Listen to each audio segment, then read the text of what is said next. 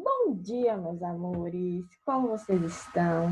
Eu espero que tenham dormido bem essa noite e que acordem dispostos para a nossa aula. A gente tem que continuar aí e descobrir as outras organelas das nossas células, certo? Como eu expliquei para vocês anteriormente, esse capítulo a gente está indo bem devagarzinho, que é para vocês assimilarem cada organela e não esquecerem as suas funções. Então, vamos para a continuação, capítulo 6, célula, unidade fundamental da vida, parte 2.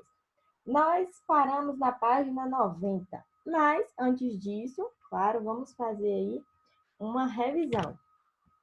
Algumas coisas que precisamos lembrar. Membrana plasmática, qual a função da membrana, né?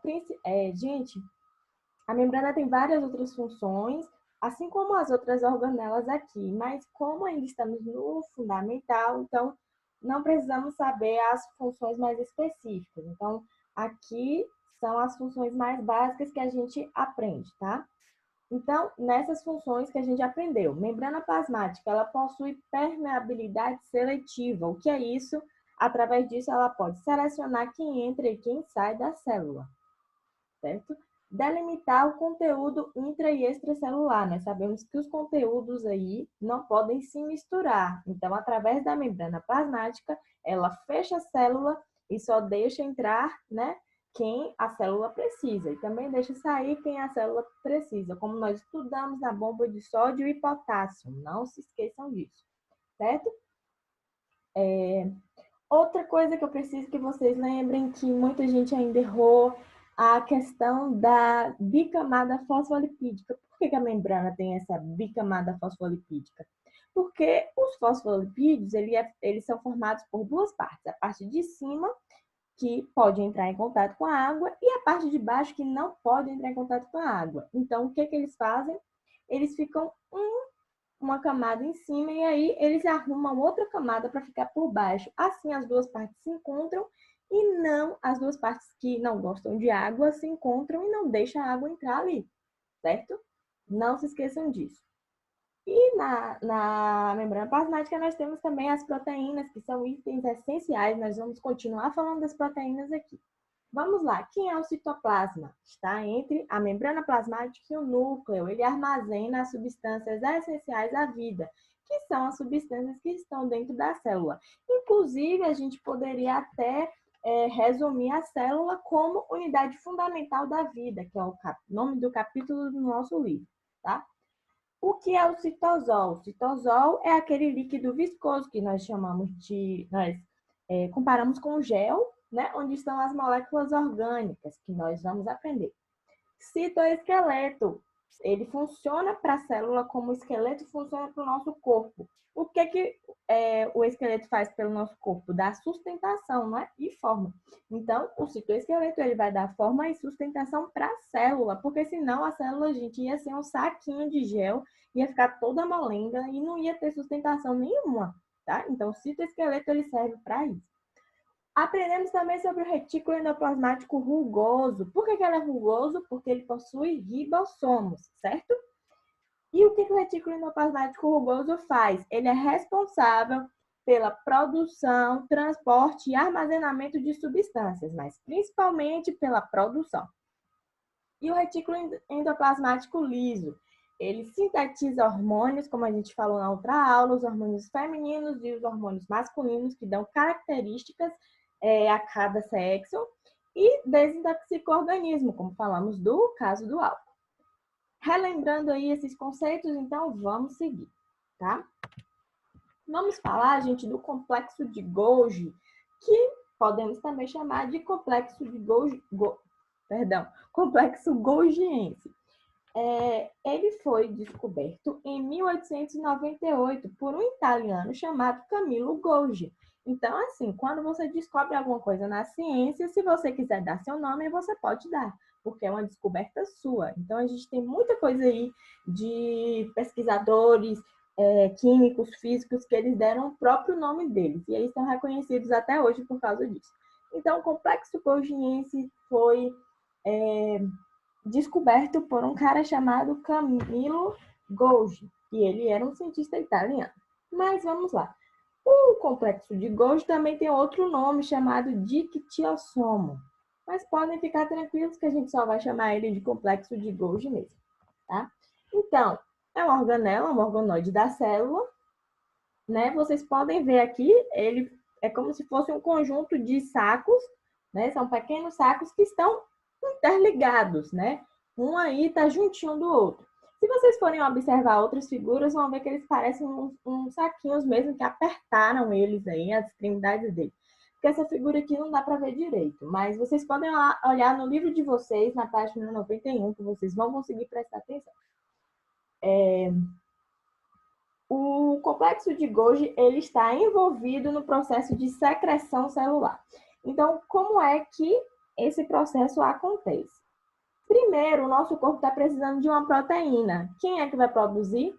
A nossa célula.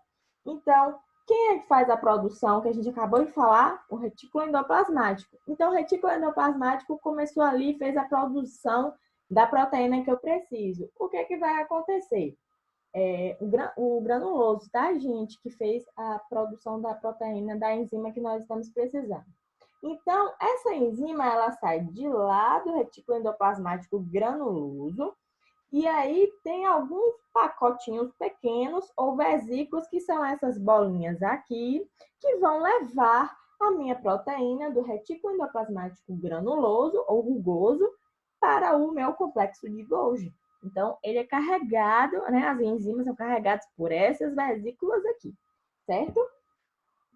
Então, essas substâncias vão ser depois expulsas da célula, né? Para ir para onde nosso corpo necessita.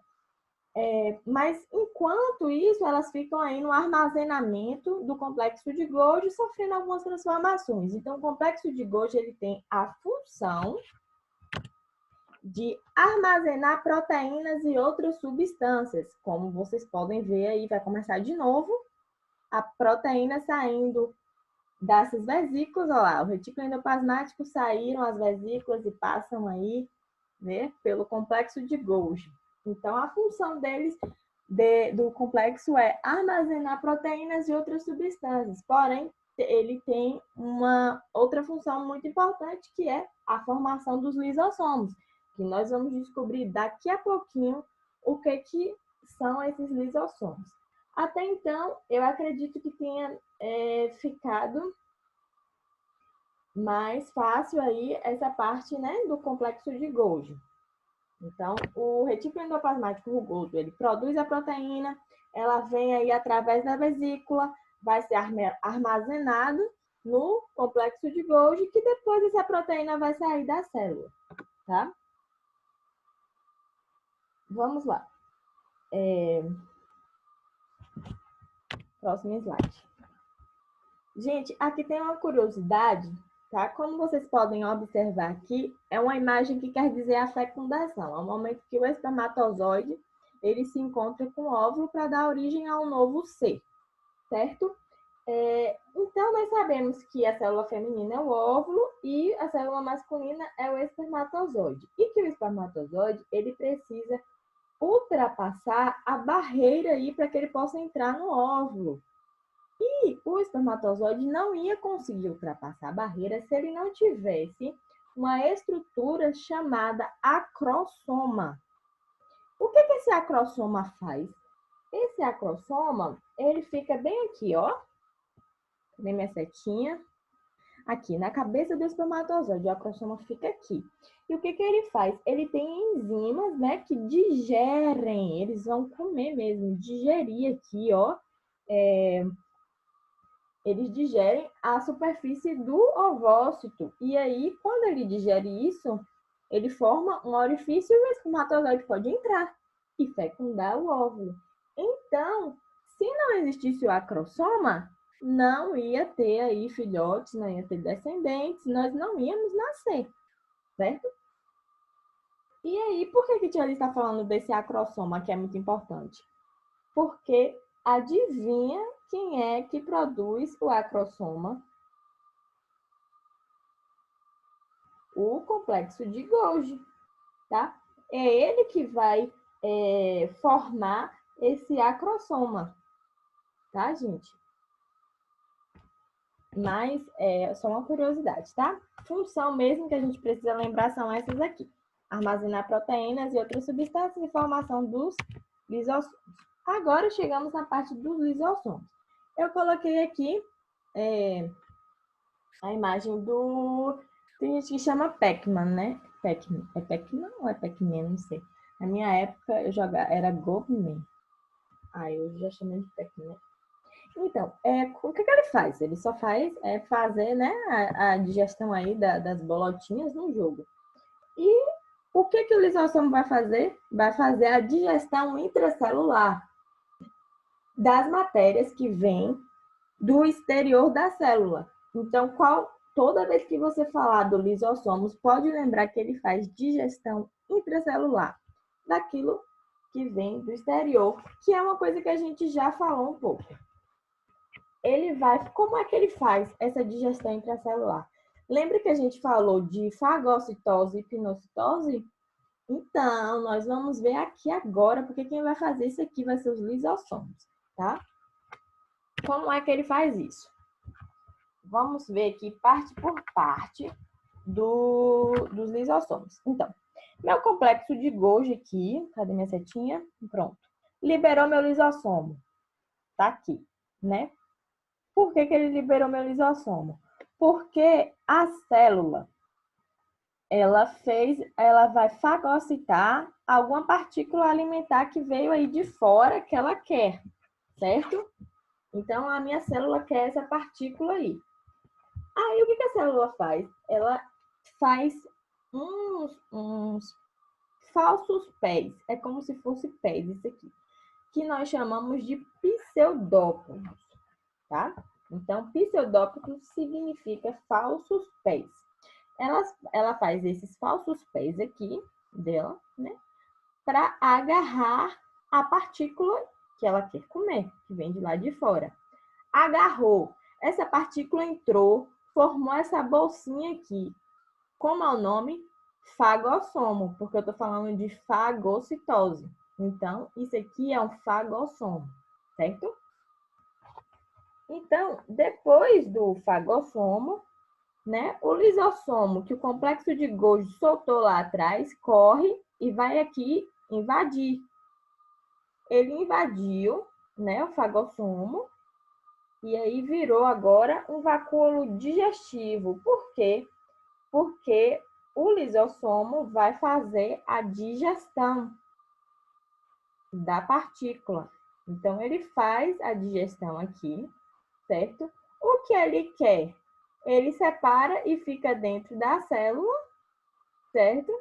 O que ele não quer vai virar o vacúolo residual. Por que esse nome, gente? Porque são resíduos que eu não quero mais, vai ser jogado fora.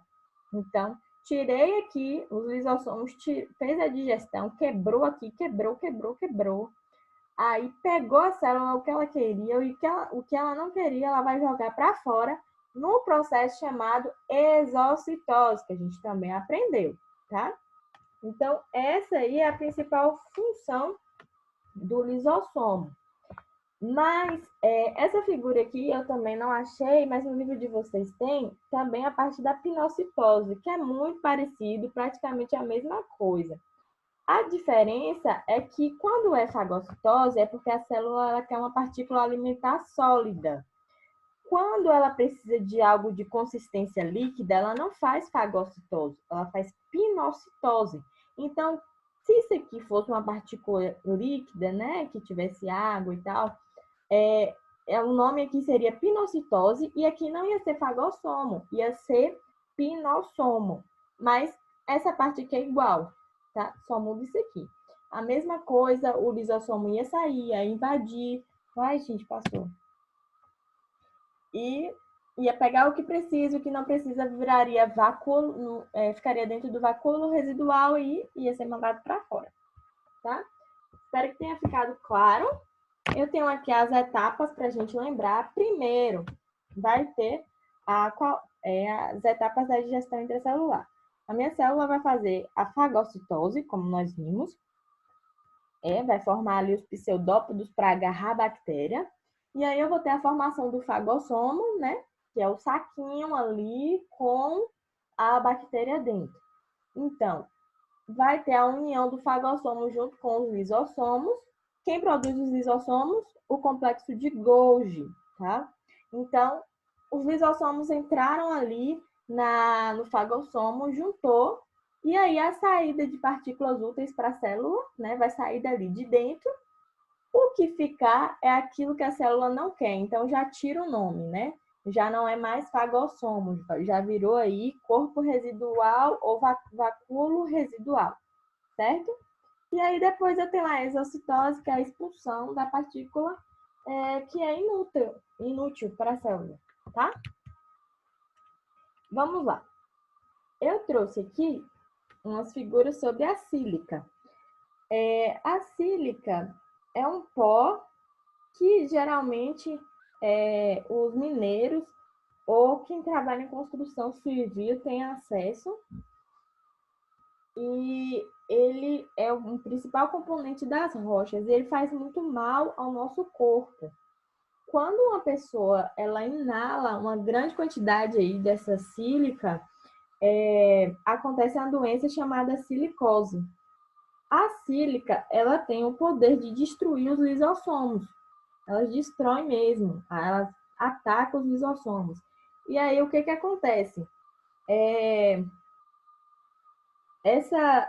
Quando os lisossomos são destruídos, né, a célula ela vai liberar a enzima digestiva no interior do citoplasma e vai levar à destruição dos componentes das células pulmonares. Então, essa sílica ela destrói os lisossomos e aí vai destruir também as células pulmonares. E aí, o que acontece? As pessoas que estão sofrendo, né, de silicose, com essa destruição das células pulmonares, elas ficam com incapacidade respiratória, não conseguem respirar. Então, elas vão perder aí a capacidade pulmonar delas. É uma doença muito séria que geralmente ocorre em mineiros. E só para lembrar aqui, nós temos o gel de sílica, que é colocado em bolsas, carteiras, para absorver a umidade e também para não deixar o mofo pegar nesses locais. Tia Liz, então quer dizer que eu estou carregando uma coisa tóxica na minha bolsa. Não, o gel ele não é tão ofensivo quanto a sílica, porque o pó, quando respira, vem uma quantidade muito maior, né, de sílica. Então, o gel ele não é tóxico, não. Claro que eu não posso ingerir, não posso respirar, né? Mas não é como se eu não pudesse pegar nesse saquinho. Tá? Eu posso pegar, transportar ele normalmente. Até porque ele vai fazer bem para minha bolsa, né? Mas ele não vai causar silicose, né? Como nós vimos aí. Agora vamos para a nossa última organela dessa aula, que são os peroxissomos. O que eles fazem? Eles são encontrados nas células vegetais e animais e o oxigênio, gente, dentro do nosso corpo, às vezes ele se combina com outras moléculas e aí acabam virando moléculas tóxicas. Inclusive, ele tem a capacidade de formar água oxigenada, a reação do oxigênio no nosso corpo.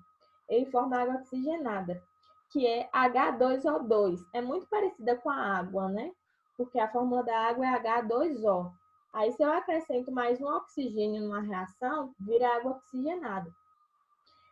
E isso acontece dentro do nosso corpo, certo? E o peroxissomo, ele permite algumas reações, mas nem todas as reações com oxigênio fazem mal para o nosso corpo, né? Até porque é o gás que nós respiramos, mas muitas fazem. E aí, essa água oxigenada, como eu já falei, ela é tóxica. Então, dentro do peroxissomo, tem uma enzima chamada catalase. Essa catalase, ela vai degradar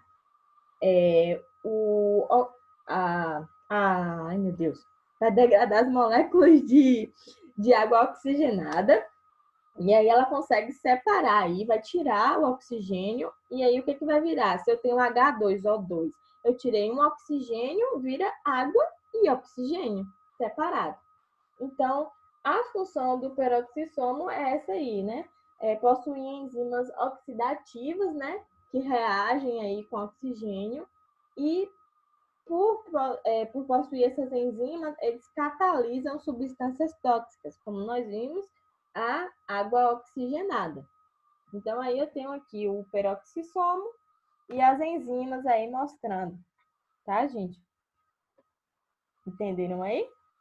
H2O2, a catalase vem, vai quebrar e vai virar água e oxigênio. Eu tenho aqui uma atividade para vocês agora. Vão fazer aí o desenho dessas organelas, né? Desses organoides aí do citoplasma. Como membrana já foi, agora nós vamos para o citoplasma. Vocês vão desenhar e, por favor, façam um desenho bonitinho, né? Não vem com aquele desenho de qualquer jeito, na pressa. Como o nosso assunto hoje foi bem pequenininho, só foram três organelas, então dá para vocês aprenderem aí e ler um pouco, ainda fazer o desenho e escrever as funções deles, certo? Então, a nossa aula vai ficando por aqui. Beijo, gente. Fiquem aí com a atividade agora.